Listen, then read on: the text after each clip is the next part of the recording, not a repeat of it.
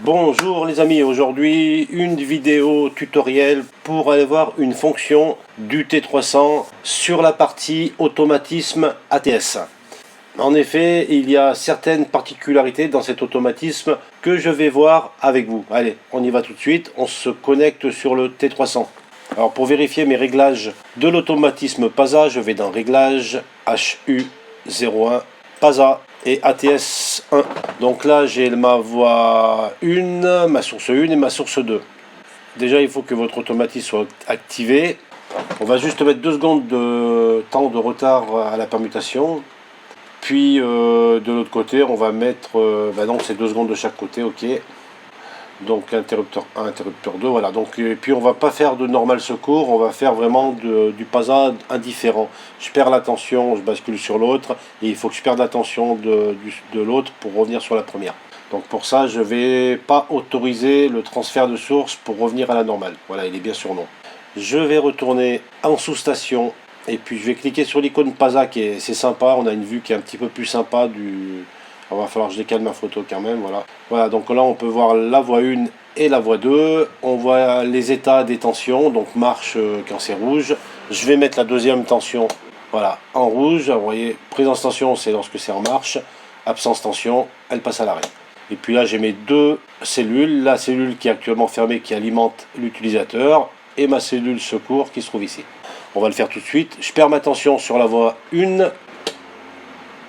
Donc au bout des 2 secondes, je vais ouvrir ma voie et puis bien sûr, je vais fermer l'autre. Et donc là, j'alimente l'utilisateur avec la voie numéro 2. Pour repasser sur l'autre, à un moment donné, la tension va revenir sur la source 1. Donc on ne va pas permuter de façon automatique parce que dans nos paramètres, on a bien choisi de ne pas revenir sur la voie normale.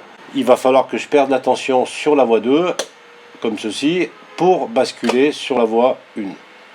Donc ça, c'est un fonctionnement de base normal, je dirais, PASA. Maintenant, il se peut que le client ait besoin de faire un blocage de la permutation. Il y a peut-être des moments où il ne veut surtout pas qu'il y ait une permutation, même en cas de perte de tension. Voilà, il a sûrement ses raisons, mais en tout cas, il peut le demander. Et pour ça, il y a une variable qui est intéressante et qu'on va pouvoir définir, qu'on va pouvoir installer dans le T300 pour pouvoir justement interdire la permutation. Alors la variable, on va devoir la lier à quelque chose de fixe, un commutateur ou alors un envoi d'une commande depuis la supervision sur une entrée digitale du HU250 par exemple. Donc dans notre exemple, on va se dire, si j'active l'entrée digitale 8 du HU250, je vais interdire toutes les permutations. Donc pour ça, il va falloir ouvrir ExergyBuilder. Et je vais aller dans le CoreDB, donc l'onglet CoreDB qui se trouve en haut. Donc maintenant je vais chercher mon entrée digitale 8 du HU, donc HU entrée digitale, on peut le voir dans les descriptions. Donc voilà, l'entrée digitale input 8 elle est ici, donc c'est cette variable qui se trouve là. Et tout simplement, ce qu'on va faire, on va aller dans la prochaine destination, donc là en l'occurrence c'est la destination 2. Donc dans destination 2 device, je vais choisir ATS, le device ATS S1. Et dans destination, je vais faire un wizard, launch wizard, et je vais prendre l'AATS underscore BLK pour bloquer. Et je vais dire OK. Donc je choisis ATS 1 et AATS underscore BLK. Je sauvegarde, j'envoie ma configuration vers mon T300. Voilà, et on se retrouve juste après. Donc voilà, ma configuration a été envoyée vers le T300. Je vais rouvrir le web server. Voilà, donc on va refaire la même chose. On n'a rien changé. On a juste rajouté une condition de blocage.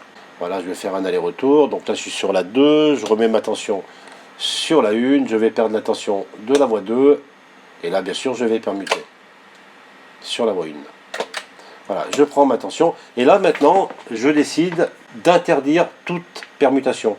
Et je vais donc activer mon entrée digitale 8. Donc je vais appuyer dessus. On peut vérifier les entrées digitales sur le HU250 qui trouve là. Donc mon entrée digitale 8, vous voyez, elle est ici. Elle est actuellement ouverte. Si j'appuie donc sur mon bouton, je la ferme à ce niveau-là. Voilà, ouverte, fermée. Donc je vais retourner sur mon ATS.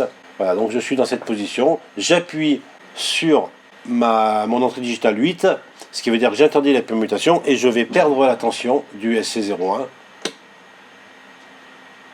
Voilà. Et là, on va voir que il n'y aura pas de permutation. On bloque la permutation.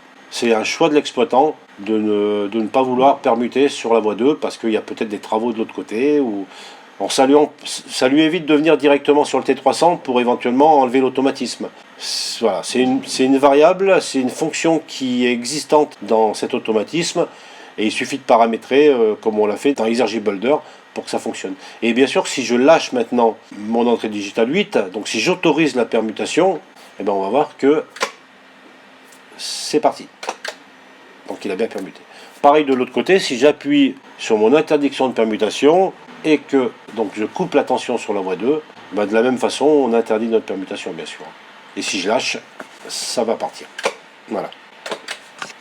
Voilà pour cette petite astuce. J'espère que vous avez aimé cette vidéo, j'espère que le contenu vous a plu. Merci et à très vite.